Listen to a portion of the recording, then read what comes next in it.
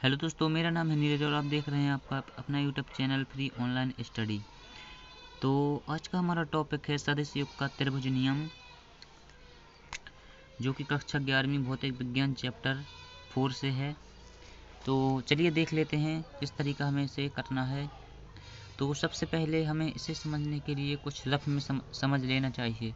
तो इसे हम रफ में समझ लेते हैं। तो आइए इसे थोड़ा सा रफ में समझ लेते हैं। तो आपको कुछ ऐसा करना है कि ऐसे आपको दो तीर खींचे लेने हैं और इनको आपको दिशा बताना है। तो इसकी जो डेफिनेशन होगी कुछ इस तरह होगी। जब दो सदिश, मतलब ए सदिश है, मतलब इसको हम मान लेते हैं ए वेक्टर और इसको हम मान लेते हैं बी वेक्टर। तो जब दो सदिश दिशा, ये दिशा है इसकी और ये परिमाण है। जब दो सदिश दिशा व परिमाण में त्रिभुज की ये दो भुजाएं हैं ना, तो जब दो सदिश हो गए, दिशा हो गई, परिमाण हो गए। तो जब दो सदिश, हमेशा दोहराइए, जब दो सदिश दिशा व परिमाण में त्रिभुज की दो संलग्न भुजाओं को प्रदर्शित करे, तो संलग्न भुजाओं को प्रदर्शित करे, तो उनका परिणामी सदिश, जो उनका परिणामी सदिश होता है आर वेक्टर। तो जो उनका परिणामी सदिश होगा वो त्रिभुज की तीसरी भुजा द्वारा विपरीत क्रम में प्रदर्शित होगा। मतलब यहाँ पर देखिए, यहाँ इसको जोड़ते हैं। तो जब दो सदिश दिशा व परिमाण में त्रिभुज की दो संलग्न भुजाओं को प्रदर्शित करते हैं, तो उनका परिणामी सदिश, अब परिणामी ए हो गई आपकी ए वेक्टर दिशा और ए हो गई बी वेक्टर दिशा। तो जब दो सदिश, एक सदिश है, दो सदिश दिशा व परिमाण में त्रिभुज की दो संलग्न भुजाओं को प्रदर्शित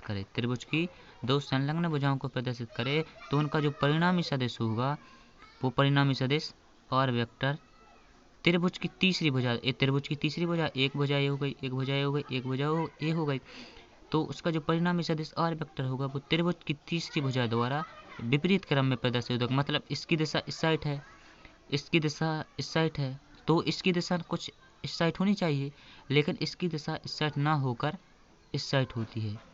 तो इसलिए कहा गया है कि जब दो सदिश दिशा व परिमाण में त्रिभुज की दो संलग्न भुजाओं को प्रदर्शित करे, तो उनका परिणामी सदिश आर वेक्टर त्रिभुज की तीसरी भुजा द्वारा, दो भुजाएं हो गई, एक भुजा, अब दो भुजा तो हो गई, अब त्रिभुज की तीसरी भुजा द्वारा प्रदर्शित किया जाता है, और वो भी विपरीत क्रम में। मतलब इसकी डायरेक्शन इस डायरेक्शन में होनी चाहिए, लेकिन वो इस डायरेक्शन में ना होकर इस डायरेक्शन में होता है।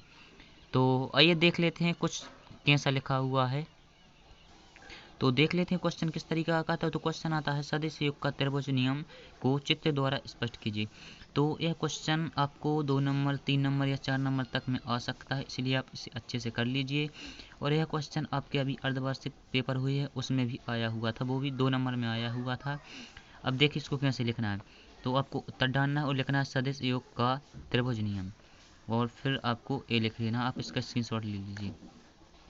जब दो सदिश दिशा व परिमाण में त्रिभुज की दो संलग्न भुजाओं को प्रदर्शित करे, तो उनका परिणामी सदिश त्रिभुज की तीसरी भुजा द्वारा विपरीत क्रम में प्रदर्शित होता है।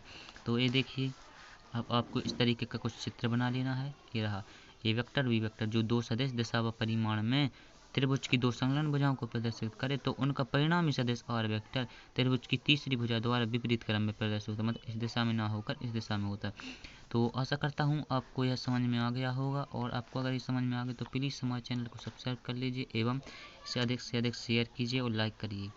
तो आप इसका स्क्रीनशॉट ले लीजिए। Thank you.